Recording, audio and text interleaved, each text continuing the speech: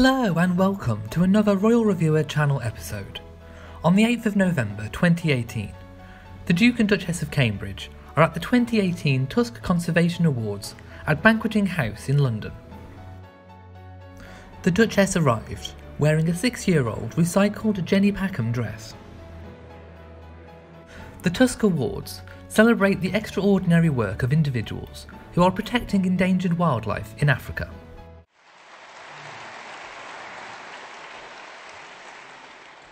Thank you, Kate, and good evening, ladies and gentlemen.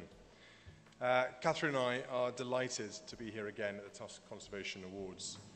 It's always a pleasure to help celebrate the exceptional achievements of the award winners and finalists. I would like to acknowledge the support of all tonight's sponsors, particularly Investec Asset Management and Land Rover, for continuing to make this evening possible. Thank you for all your generosity.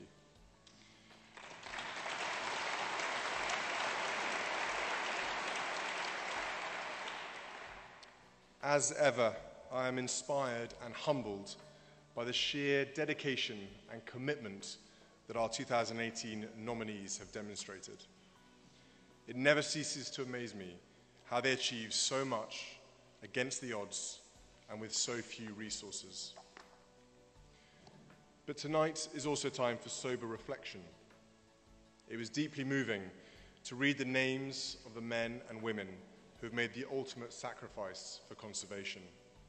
Their deaths are a terrible and tragic loss. Amongst the names listed were 2 leading investigators, Esmond Bradley Martin and Wayne Lotter. Each of them had worked tirelessly in the battle against the illegal wildlife trade. Their deaths, like all of the rangers, represent a huge loss to the conservation world. Esmond was the first person to highlight the scale of the international consumer demand for ivory and rhino horn back in the 1980s. And Wayne's dedication to tackling poaching meant he became a target for the traffickers he was trying to expose. We should all be inspired by the courage that Wayne's partner, Chrissy, is showing as she continues this important work. As with many of the rangers who lost their lives this year, both Esmond and Wayne would surely have been worthy recipients of a Tusk Award. Tonight, we remember their bravery and selfless commitment. A few weeks ago, I was lucky enough to visit Namibia and Tanzania to see some programs that Tusk supports for myself. In Namibia, it was fantastic to see desert rhino roaming freely in the beautiful Mars-like landscape of the Kunene region. Even if Charlie Mayhew did make me get up at 5 a.m. and take a 5-hour round trip to see a rhino for only 30 seconds. I met many Namibian conservationists who are doing inspiring work in Kunene to increase the benefits for local communities. It was music to my ears to hear the women and elders of the People's Park Initiative describe wildlife as an important economic asset that they had to protect for generations to come.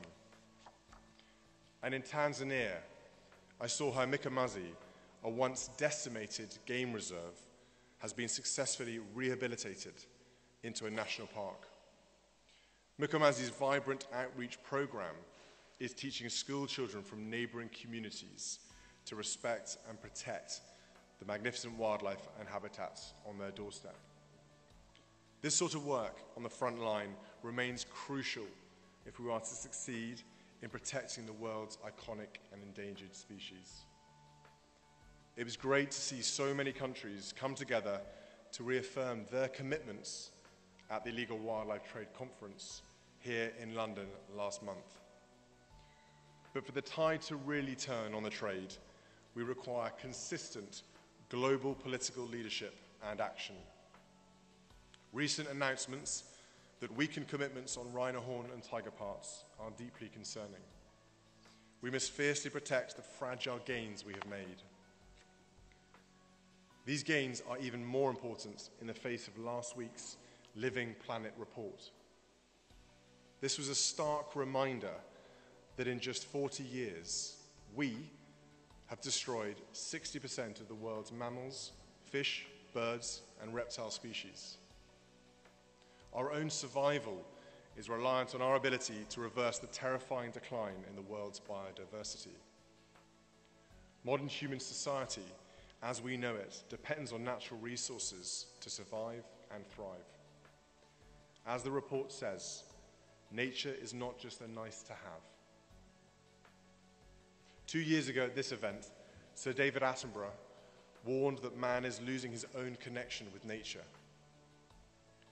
The IPCC's recent report was the loudest warning bell yet from the scientific community that we must act now. The clock is ticking towards a tipping point when the impact of what we are doing will become dangerously irreversible. Whether we are living in an urban or rural environment, nature matters to us all. We have a responsibility and an obligation to the next generation to drastically reduce the extent to which we plunder the planet's natural resources. I'm convinced that we have it in our power to reverse this trend.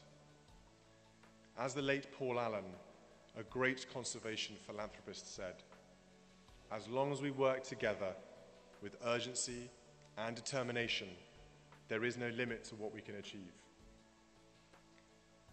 Let me finish by congratulating the winners and finalists again for their incredible work and achievements. We can only hope to shine a spotlight on a few each year through these awards. But in doing so, we rightly continue to uncover some of the unsung heroes of conservation in Africa. Thank you.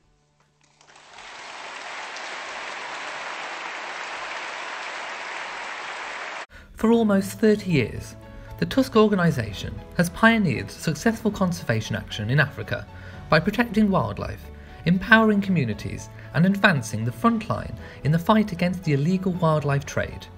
The Duke became Royal Patron in December 2005. If you have enjoyed this video, then please give it a big old thumbs up. Don't forget to share on social media and also hit that notification bell so that you know whenever I upload a new video. So from me in Shropshire, goodbye.